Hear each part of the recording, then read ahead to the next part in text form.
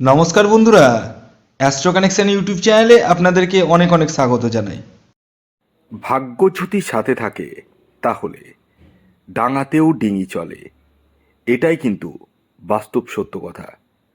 আগামীকাল 27 ফেব্রুয়ারি শুক্রবার দিন আমি এই ভিডিওতে যে তিনটি রাশির নাম আপনাদের সামনে প্রেজেন্ট করতে চলেছি, সেই তিন রাশির জাতক বা জাতিকা যদি আপনি হন, তাহলে আগামীকাল আপনারা হতে পারেন মহাকোটিপতি। কোন সেই সৌভাগ্যশালী তিনটি রাশি তা জানতে চাইলে ভিডিওটি কমপ্লিটলি দেখুন।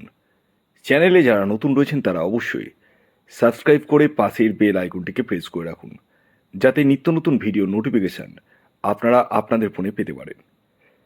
দেখুন, প্রথম কথা একটি বলি, যারা প্রতিদিন নিত্য নৈমিত্তিক টিকিট কাটছেন এবং যারা প্রতিদিন লসের সম্মুখীন হচ্ছেন, তাদের উদ্দেশ্যে একটি কথা বলি, শুধু ভিডিওর বেসিসে টিকিট কাটলেই আপনার জীবনে বড় ধরনের প্রাপ্তি ঘটে যাবে, এটা কিন্তু কখনোই ভাববেন না।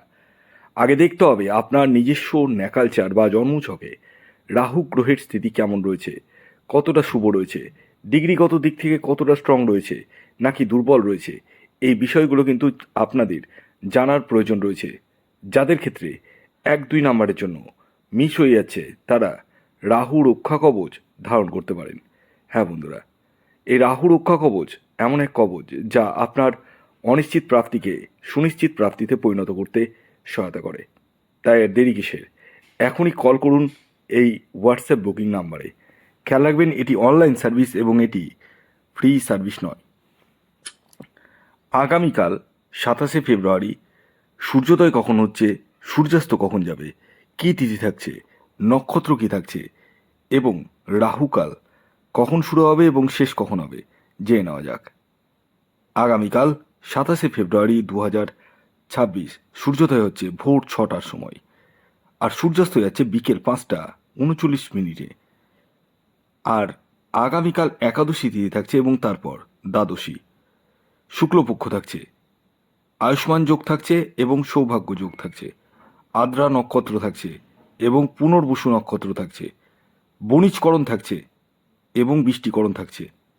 এবার আসি রাহুকাল। রাহুকাল শুরু হচ্ছে সকাল 10টা 22 থেকে এবং থাকবে 11টা 49 মিনিট পর্যন্ত।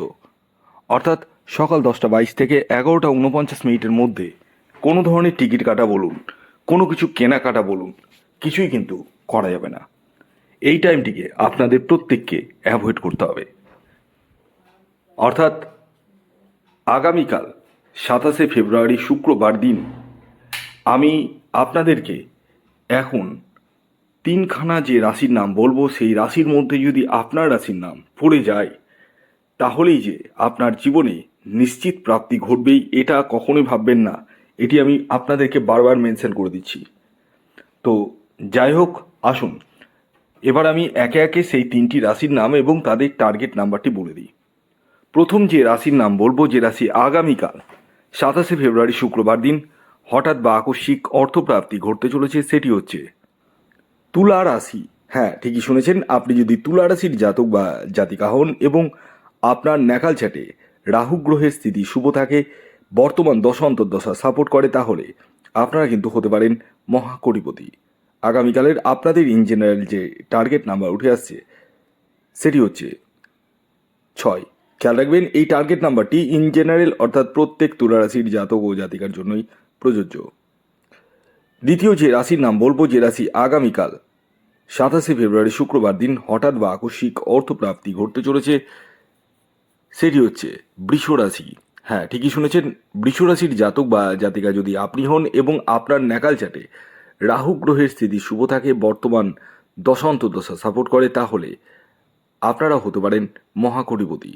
আগামীকালের আপনাদের ইন জেনারেল টার্গেট নাম্বার হলো 2। খেয়াল রাখবেন, এই টার্গেট নাম্বারটি ইন জেনারেল অর্থাৎ প্রত্যেক বৃষরাশির জাতক ও জাতিকার জন্যই প্রযোজ্য।